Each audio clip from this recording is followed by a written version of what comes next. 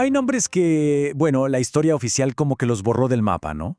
Nombres de gente que luchó por su tierra y que terminaron con la etiqueta de bárbaros. Hoy justamente vamos a desenterrar una de esas historias, la de Severo Chumbita.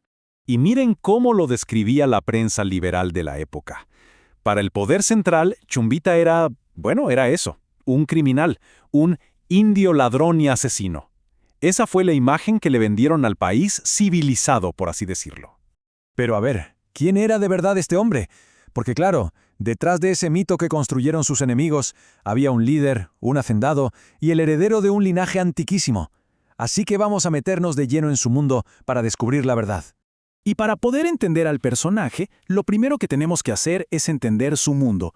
Un mundo que, la verdad, era de puro olvido y resistencia en el interior más profundo de la Argentina. Pensemos en esto. Después de la independencia, ¿quién mandaba? Buenos Aires.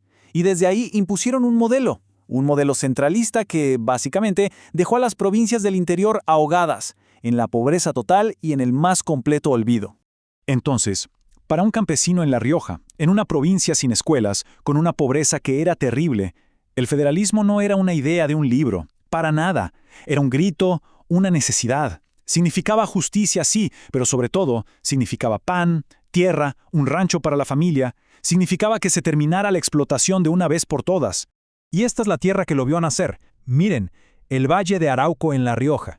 Un paisaje que parece seco, árido, pero que es pura vida. Un lugar donde la herencia indígena se mantuvo más fuerte y donde el espíritu de rebeldía, bueno, corría como el viento de los cerros. Y claro, cuando la injusticia ya no se aguantaba más, la gente se juntaba, se hacía un montón. Y de ahí justamente viene la palabra montonero. Ojo, no eran soldados de carrera, eran los gauchos, los campesinos, era la tierra misma que se levantaba para defender lo que era suyo. Y esto creo que lo deja clarísimo. Hay que entender que había como dos federalismos. Por un lado, el de los intelectuales, el que se discutía en los salones de Buenos Aires, basado en teorías, en constituciones, y por otro lado estaba el federalismo criollo, el de la gente de a pie, un federalismo que nacía de la necesidad de la lucha por sobrevivir. No era lo mismo, para nada. Bueno, ahora que entendemos el contexto, vamos a ver quién era en realidad este supuesto bárbaro, porque la propaganda lo pintó como un salvaje, pero su historia familiar, su historia familiar cuenta algo totalmente distinto. Estas eran las etiquetas que le colgaban, ¿no? Indio ladrón y asesino, líder de beduinos, un salvaje que solo buscaba saquear. Es que, a ver, la historia la escriben los que ganan, y necesitaban un villano. Chumbita, con su herencia indígena y su rebeldía, les venía como anillo al dedo. Pero fíjense en esta descripción sacada de crónicas de la época. Nada que ver con la caricatura del salvaje, ¿eh?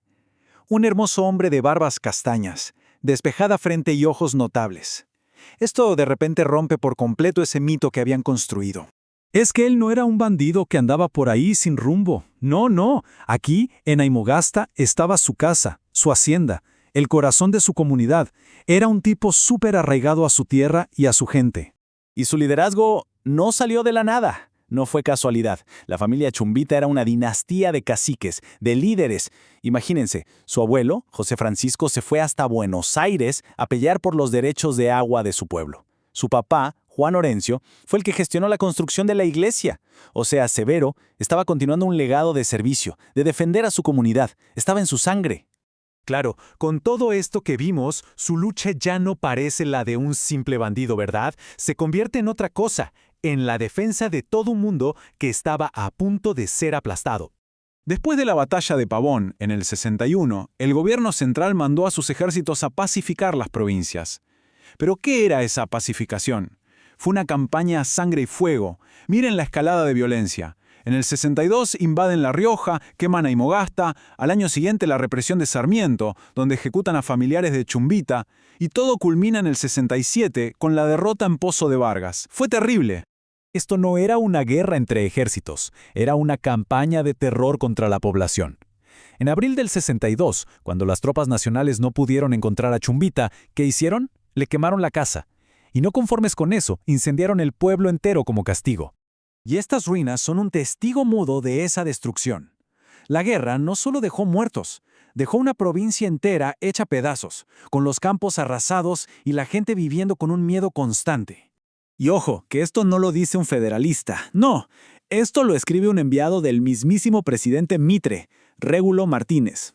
Él mismo cuenta el pánico que sentía la gente del campo, cómo huían a los cerros, pero no de los montoneros, huían de las tropas del Ejército Nacional. Y este dato para mí es el que termina de desarmar por completo el mito del saqueo. Fíjense, Chumbita y los otros líderes no eran ningunos pobres buscando hacerse ricos.